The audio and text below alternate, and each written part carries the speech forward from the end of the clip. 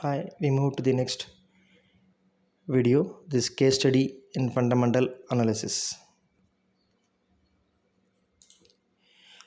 Let's use Apple Incorporations as the case study for fundamental analysis.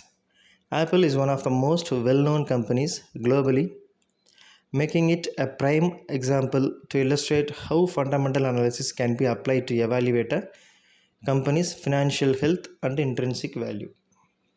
Let's look at the case study. First, overview.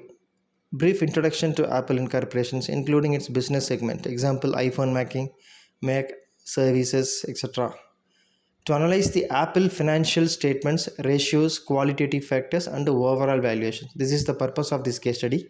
We are going to analyze the Apple's financial statements mainly. Then company profile. As we all know, the history of company the Apple founded in 1976 by Steve Jobs, Steve Wozniak, and Ronald Wayne. Business model of the Apple is product and services spanning hardware, software, and services. Market position.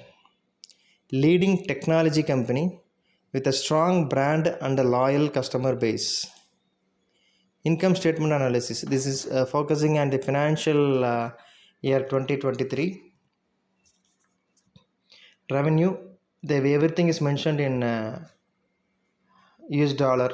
Revenue of 394.3 billion US dollar. That is a revenue. Then COGS 212.98 billion US dollar. Gross profit 181.32 billion US dollar.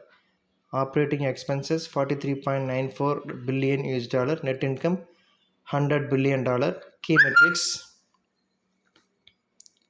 Gross margin 46%, operating margin 34%, net profit margin 25.3% we did. Balance sheet analysis. Total assets 351 billion US dollar, liabilities 287.91 billion dollar, remaining shareholders equity, that is 63.09 billion US dollar. Key metrics is here. Current ratio, that is more than 1, it is 1.07, and debt equity ratio 4.56.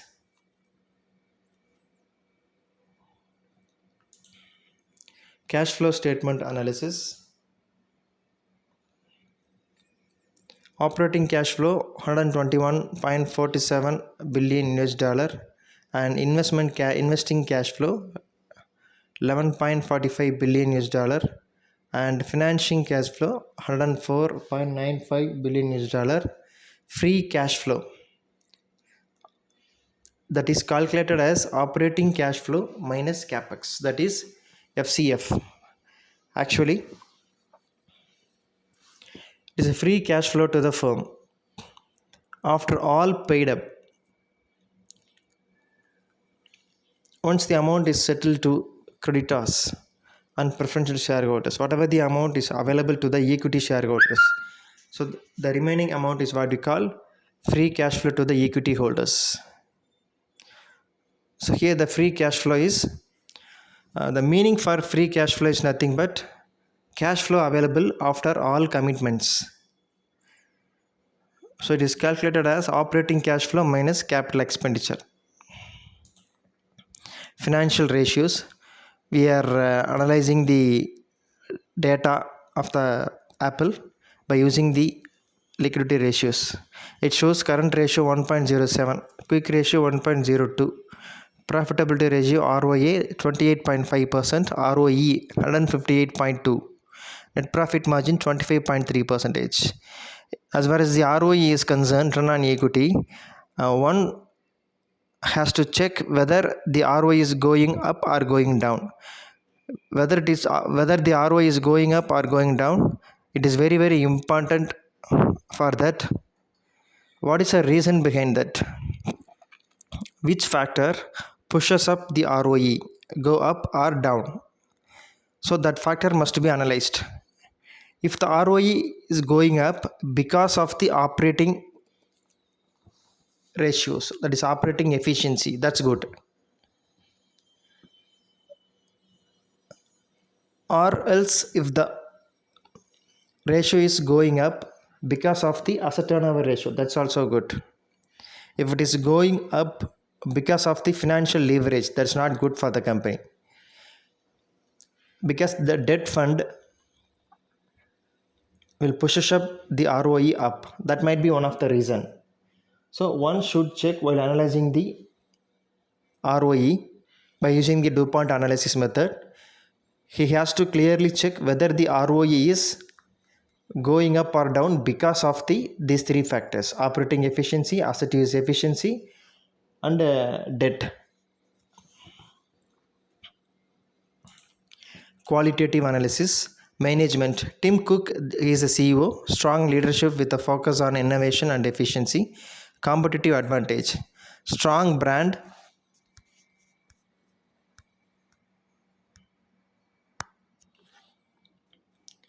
Ecosystem integrations. Innovation pipeline. These are the competitive advantages of the Apple. Market positions. Dominant player in the smartphone, tablet or wearable markets. They are the leader. Then challenges of the Apple.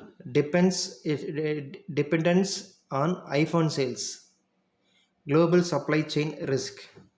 These are the main challenges the Apple is facing.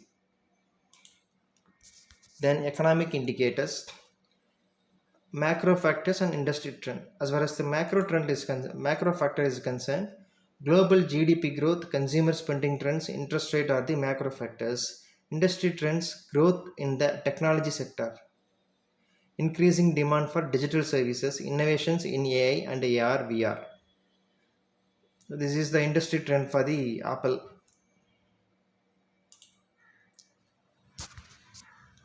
Valuation model, discounted cash flow, comparative analysis.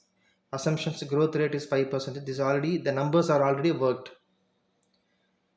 We'll just analyze the numbers, that's it. Growth rate 5%, discount rate 7%, terminal growth 2%, intrinsic value $3 trillion. Comparative analysis, PE ratio 29.8 compared to industry average. Industry average is 25, whereas company Apple PE ratio is 29.8. PB ratio is 37.5, whereas the industry average is 10. Now we come to the conclusions. Case study findings. Financial health, the strong revenue growth is there. Robust profitability and a solid cash flow is there for Apple. Apple is a cash-rich company. Yes, no doubt about that. And valuation regarding trading at a premium due to the strong brand and the consistent performance of the Apple. Investment recommendations, considered a strong buy for long-term investors due to its financial health, market position, and innovative potential.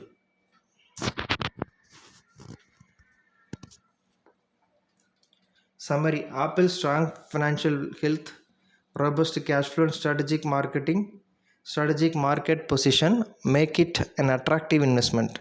Final thoughts: combining fundamental analysis with other analysis methods can provide comprehensive view of the investment potential.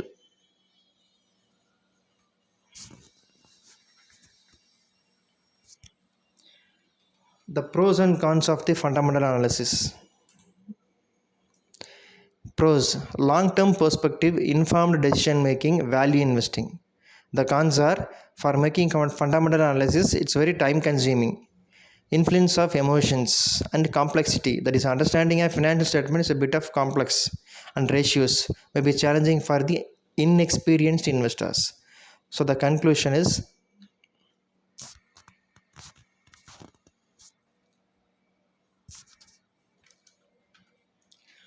fundamental analysis serve as a robust tool for investors seeking a thorough understanding of companies' intrinsic value and long-term potential. By evaluating financial and non-financial factors, investors can make informed decisions and align with the stock's true worth. Thank you.